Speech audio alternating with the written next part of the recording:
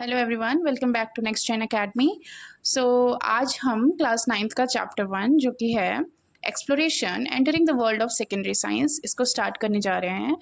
और ये चैप्टर सबसे फर्स्ट चैप्टर है आपके साइंस बुक का। इसमें बेसिक सी चीज़ें दी हुई हैं कि आप लोग में से बहुत लोग जो हैं मिडिल स्कूल से अब आ गए हैं सेकेंडरी स्कूल में, सेकेंडरी साइंस। ओके, तो आप मिडिल स्कूल में स्कूल में जो आपने साइंस पढ़ा होगा और जो अब आप 9th-10th में पढ़ेंगे उसमें काफ़ी डिफरेंस है। ओके, सो उसी के बारे में ये चैप्टर बेसिकली हमको समझा रहा है कि अब आगे आपकी साइंस की जर्नी कैसी होगी, किस तरीके से आप साइंस को देखेंगे, ऑब्जर्व करेंगे, उसके एक्सपेरिमेंट्स को समझेंगे, आपके दिमाग में क्या चीज़ें आनी चाहिए जब आप साइंस के बारे में सोच रहे हो। तो this chapter is all about this things only. Okay, so चलिए बहुत ही इजी वे में इस चैप्टर को स्टार्ट करते हैं। सो आपका सबसे फर्स्ट टॉपिक है transition to the secondary science. Transition to the secondary science means आप जो हैं अब मिडिल साइंस से सेकेंडरी साइंस की तरफ आ गए हैं। मतलब कि आप अब जो आप 6th 7th 8th तक जो आपने पढ़ा वो आपके मिडिल साइंस का पार्ट था। अब आप सेकेंडरी एजुकेशन में आ गए हैं क्लास 9th, एंड आगे आप 10th 11th जो भी करेंगे वो आपके हायर क्लासेस का पार्ट हो गया। तो ये एक ट्रांजिशन आपको देखने को मिलेगा फ्रॉम जो साइंस आपने तब पढ़ा और जो अब आप पढ़ने वाले हैं। तो चलिए बहुत ही एक्साइटमेंट के साथ इस चैप्टर को स्टार्ट करते हैं। तो जो आप मिडिल स्टेज में साइंस को पढ़ रहे थे वो सिर्फ जो फोकस था वो उसका क्यूरियोसिटी पे और वर्ल्ड को ऑब्जर्व करने में, asking questions and doing careful experiments to learn about living and non living thing. तो देखिए आप उस समय जब आप मिडिल स्टेज में थे, लाइक आप क्लास 7th 8th में जब आप थे, उस समय आप क्या आपके दिमाग में एक क्यूरियोसिटी रहता था कि ये कैसे होता है, ये कैसे होता है। कुछ भी आप देखते थे तो क्वेश्चन पूछते थे। अच्छा, लिटमस पेपर को देखे तो वो कैसे उसका कलर चेंज हो गया, कैसे टर्मरिक पे अगर हम वॉशिंग पाउडर डाले तो उसका कलर चेंज होकर रेड हो जा रहा है, ये कैसे हो रहा है। तो हम तब जो है क्वेश्चंस पूछते थे, उसका आंसर्स पाते थे और बस उन फैक्ट्स को हम लर्न कर लेते थे, छोटे छोटे एक्टिविटीज़ करते थे और उसको हम याद कर लेते थे। बट अब आप सेकेंडरी स्टेज के साइंस में आ गए, अब ऐसा नहीं चलेगा। यहाँ पे हम जो है अब साइंस को बहुत ही डीपली पढ़ने वाले हैं, डीपली एक्सप्लोर करने वाले हैं। It is not just about what we know but how we know it. Okay, क्या हम जानते हैं, इस पर फोकस करने से ज़्यादा इम्पॉर्टेंट है कि इसको हम कैसे जानें, इसकी डिस्कवरी कैसे हुई, क्यों हुई, साइंटिस्ट के मन में क्या ऐसे सवाल आए कि इन चीज़ों की डिस्कवरी हुई, किसी भी चीज़ के बारे में। ओके, जो भी हम साइंस में देखते हैं, जैसे कि हम सेल की डिस्कवरी देखें। आपको पता है कि सेल जो है हमारे बॉडी का फंडामेंटल यूनिट है। किसी भी प्लांट या एनिमल का जो सेल होता है वो उसकी बॉडी का फंडामेंटल यूनिट होता है। तो साइंटिस्ट जो थे उनके दिमाग में क्या आया, सबसे पहले सेल की डिस्कवरी कैसे हुई, क्या उन्होंने सोचा होगा, कहाँ से उनको ये दिमाग में क्वेश्चन आया कि अच्छा सेल क्या होता है, चलो इसके बारे में पढ़ते हैं। अच्छा, प्लांट सेल और एनिमल सेल अलग अलग होते हैं क्या, इनमें डिफरेंसेस कैसे होते हैं। फिर खोज होने लगी और हमें आज सेल के बारे में बहुत कुछ पता है। आप आगे क्लासेस में जाएंगे तो आप बहुत कुछ देखेंगे सेल्स के बारे में। ओके, तो जो साइंस होता है वो आप जब इस स्टेज पे आ गए हैं, सेकेंडरी स्टेज पे आ गए हैं, तो अब आप साइंस को कैसे देखेंगे, उसमें क्या क्या इन्वॉल्व होता है। सबसे पहला तो यहाँ पे आप सबसे पहला ऑब्जर्वेशन और मेजरमेंट्स देखेंगे। Learning how noticing things leads to taking precise measurement. सबसे पहले क्या बात है कि ऑब्जर्वेशन की बात है। यहाँ पे ऑब्जर्वेशन मतलब कि आप किसी भी चीज़ को देख रहे हैं, नोटिस कर रहे हैं, उसको ऑब्जर्व कर रहे हैं। ऑब्जर्व करके उसकी मेजरमेंट्स को आपको नापना पड़ेगा। फॉर एग्जाम्पल कि जैसे कि एक साइंटिस्ट है, वो एक टेबल को देखा फॉर एग्जाम्पल। ओके, तो वो टेबल को देखा, नोटिस किया, ऑब्जर्व किया। अब उसको वो बस देख के रह नहीं जाएगा, वो क्या करेगा, तुरंत उसका मेजरमेंट ले लेगा। फॉर एग्जाम्पल मैं आपको दे रही हूँ, हम साइंस में बहुत सी चीज़ें देख सकते हैं।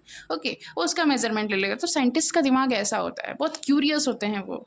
Okay, second thing is patterns and symbols, using symbols and equations to show patterns. हम यहाँ पे साइंस में कुछ सिम्बल्स यूज़ करते हैं, कुछ इक्वेशंस को यूज़ करते हैं ताकि हम एक पर्टिकुलर पैटर्न को दिखा सके। फॉर एग्जांपल अगर आप वाटर लिखना चाहते हैं तो आप वाटर को सिंपली H2O भी लिख सकते हैं क्योंकि ये वाटर का सिंबल है। ओके, तो हम अगर साइंस में ऐसे सिंबल्स को यूज़ करेंगे जो कि वर्ल्ड वाइड एक्सेप्टेड है तो ये बहुत ही ईजी हो जाता है हमारे लिए और दूसरों के लिए भी जो इसको समझना चाहते हैं। ओके, नेक्स्ट हम मॉडल्स यूज़ करते हैं। तो जो मॉडल्स बनाते हैं वो क्या करता है कि मॉडल जो है कॉम्प्लेक्स सिस्टम को रिप्रेजेंट करता है। जैसे कि अगर किसी को अर्थ के बारे में पढ़ना होगा, कि अगर किसी साइंटिस्ट के दिमाग में आए कि चलो अर्थ में ऐसी क्या क्या चीज़ें होती हैं, अर्थ का शेप, साइज वगैरह वगैरह, और भी उसके अंदर की चीज़ें उसको पढ़नी हुई, तो वो क्या करेगा, अर्थ का एक मॉडल बना लेगा। फॉर एग्जाम्पल जो ग्लोब आपने देखा होगा, जो हम अपने स्कूल में भी देखते होंगे, वो ग्लोब जो है वो एक अर्थ का मॉडल है। Okay, next, testing ideas. Scientific ideas are constantly tested, revised और discarded if they are proven wrong. इसका मतलब क्या होता है कि अगर कोई एक साइंटिस्ट है, ओके, उसके दिमाग में कोई आइडिया आया तो हम क्या करते हैं, उसको टेस्ट करते हैं। अच्छा, ये आइडिया क्या सही है, क्या वो जो एक्सपेरिमेंट किए हैं वो सही है। अगर वो सही है तो उसमें और भी रिवीजन आते हैं, और भी साइंटिस्ट जो हैं उसको समझने की कोशिश करते हैं, कुछ अपनी भी टिप्पणी देते हैं उसमें, और अगर वो गलत है तो उसको हम डिस्कार्ड कर देते हैं वहीं पे। ओके, अगर वो गलत प्रूफ होते हैं तो हम उन एक्सपेरिमेंट्स को डिस्कार्ड कर देते हैं। नेक्स्ट, गोल क्या है साइंस का इस स्टेज पे? First, to think more carefully and use scientific ideas to understand nature, technology and our place in the world. यहाँ पे साइंस का मेन गोल ये है कि आप थोड़ा और केयरफुल होके साइंस को समझिए, साइंस के बारे में सोचिए, और अगर आप साइंस के बारे में सोचते हैं तो आप हमारे नेचर को बहुत अच्छे से समझ पाएंगे, उसमें अपना योगदान दे पाएंगे, क्योंकि साइंटिस्ट जो हैं वो हमारे नेचर में बहुत योगदान देते हैं। और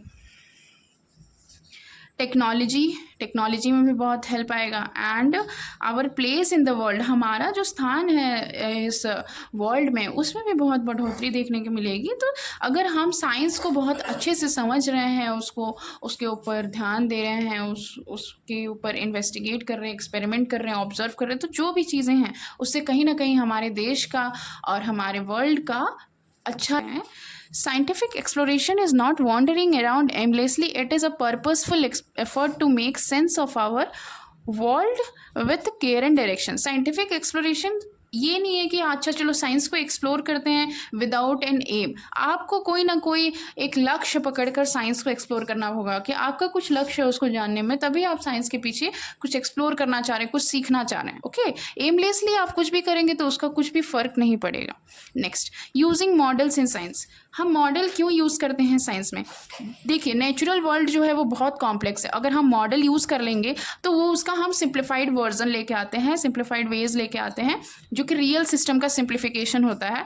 तो हम क्या करते हैं, बहुत ही अच्छे से फोकस भी कर पाते हैं, क्योंकि कभी कभी जो कॉम्प्लेक्स चीज़ें होती है वो इतनी डिफ़िकल्ट होती है स्टडी करने के लिए कि हम उसको डायरेक्टली स्टडी नहीं कर पाते। इसीलिए जो है साइंस मॉडल्स को यूज़ करता है, ताकि वो रियल सिस्टम को सिंप्लीफाई कर सके और उस पर अच्छे से अपने किसी भी स्पेसिफिक क्वेश्चन पे थोड़ा सा फोकस कर सके। Okay, next, making assumptions.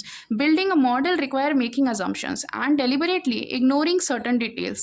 This is done on purpose to keep things simple enough to find answers. तो देखिए, अगर हम मॉडल बनाते हैं तो हमें वहाँ पे assumptions भी रखना पड़ेगा। assumptions का मतलब क्या होता है कि आप किसी चीज़ को इग्नोर करके फिर आगे, मतलब ऐसा एज्यूम कर लीजिए कि अच्छा एक्चुअल में वो चीज़ प्रेजेंट है, बट हम एज्यूम कर रहे हैं कि अच्छा इस चीज़ को हम अभी इग्नोर कर रहे हैं।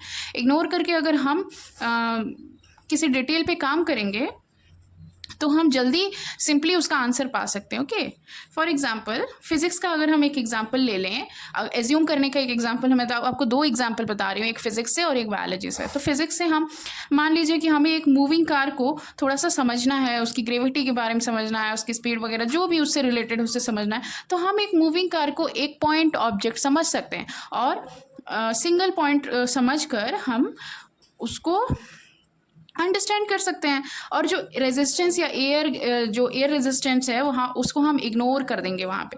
अगर हम इन चीज़ों को इग्नोर करेंगे तो हम बेसिक ग्रेविटी को जो है बहुत ही ईजिली समझ पाएंगे। नेक्स्ट, अगर हम बायोलॉजी का एक एग्जाम्पल देखते हैं, तो बायोलॉजी के एग्जाम्पल में अगर मान लीजिए मुझे ह्यूमन हार्ट के बारे में समझना है, तो ऐसा तो नहीं है मैं उसकी एक एक सेल्स को लेके समझूंगी, एक एक सेल्स पे स्टडी करूंगी, ऐसे तो बहुत कॉम्प्लेक्स हो जाएगी चीज़ें। तो हमें जो है यहाँ एजम्पशन लगाना है। हम क्या करेंगे कि हम इंडिविजुअल सेल्स को इग्नोर कर देंगे। हाँ, इंडिविजुअल सेल्स को हम इग्नोर कर देंगे ताकि हम पूरे ऑर्गन पे फोकस कर पाएँ, पूरे हम हार्ट पे फोकस करेंगे तो वो हमारे लिए ज़्यादा ईजी हो जाएगा समझना, रैदर देन हम एक एक सिंगल सेल पे फोकस कर रहे हैं। Okay, understood till here? Okay, तो इसके बाद की जो चीज़ें हैं इसको हम नेक्स्ट क्लास में करेंगे। If you like today's session, please don't forget to like, share and subscribe to NextGen Academy. See you in the next class. Thank you.